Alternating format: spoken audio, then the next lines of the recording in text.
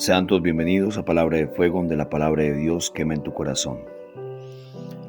Hoy, en este viernes, vemos cómo la alegría pascual, lo que Pedro y Juan han hecho al curar a este hombre lisiado que estaba a la entrada del templo, se les ha venido el mundo encima. Es decir, cuando nosotros tenemos alegrías y cuando tenemos buenos propósitos y cuando estamos en la causa del Evangelio, tenemos que estar preparados para las pruebas.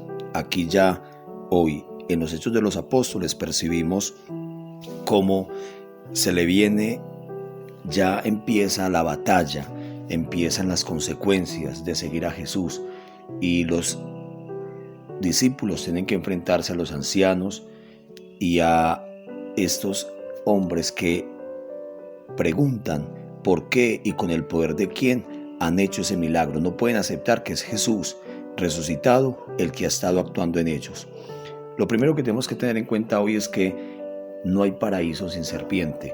Siempre en la vida tenemos que estar dispuestos a la lucha, porque la vida no es fácil. Así como esos discípulos Pedro y Juan fueron interrogados, también nosotros debemos estar muy atentos para dar razón de la fe y ser capaces de batallar, porque un cristiano que no esté preparado para la guerra no es cristiano. Si no estás preparado para luchar por tu familia, por tu pareja, por tu santidad, por tus proyectos, por tu negocio, entonces en realidad no estás haciendo lo que tienes que hacer y por tanto no estás logrando el objetivo. Escuchemos. Hoy en este primer viernes de Pascua podemos ver cómo el Señor se manifiesta frente a sus discípulos, a Pedro. Y hoy entonces el Evangelio de Juan nos muestra aquel momento en que ellos estaban pescando y resulta que Jesús se les aparece.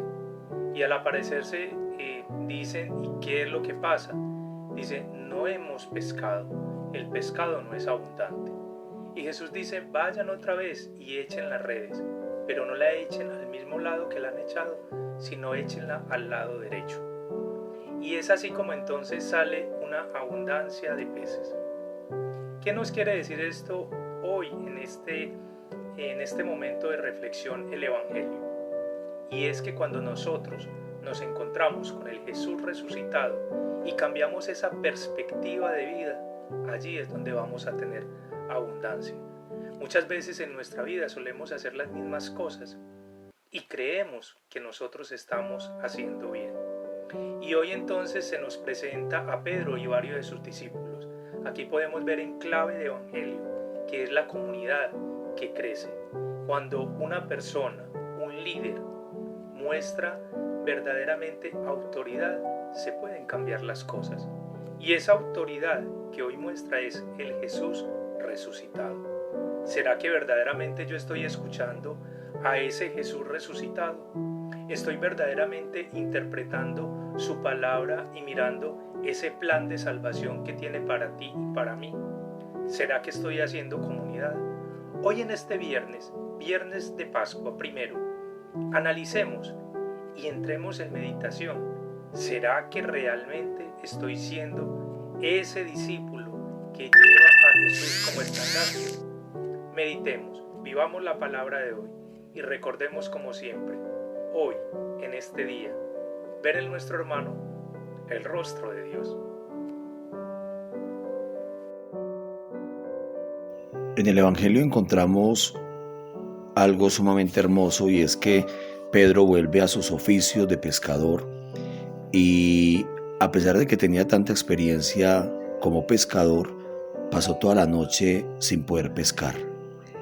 Y en esas se aparece por tercera vez Jesús y les pide pescado, pero simplemente es para que ellos descubran la necesidad de que perciban que ahí está Jesús y que es Jesús el que les va a decir hacia dónde tienen que tirar la red. Y cuando lanzan las redes, entonces logran pescar tanto que parecía que la red se iba a reventar. Aquí encontramos tres elementos bastante importantes. Primero, nosotros no podemos descuidar nuestra vida material. Así como trabajamos por la vida espiritual, tenemos que trabajar por la vida material. Por eso Pedro vuelve a su trabajo.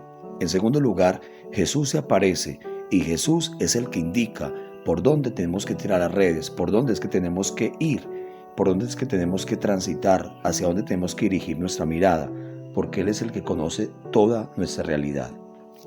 Y en tercer lugar, el resultado de saber que pescaron tanto que parecía que las redes iban a reventar.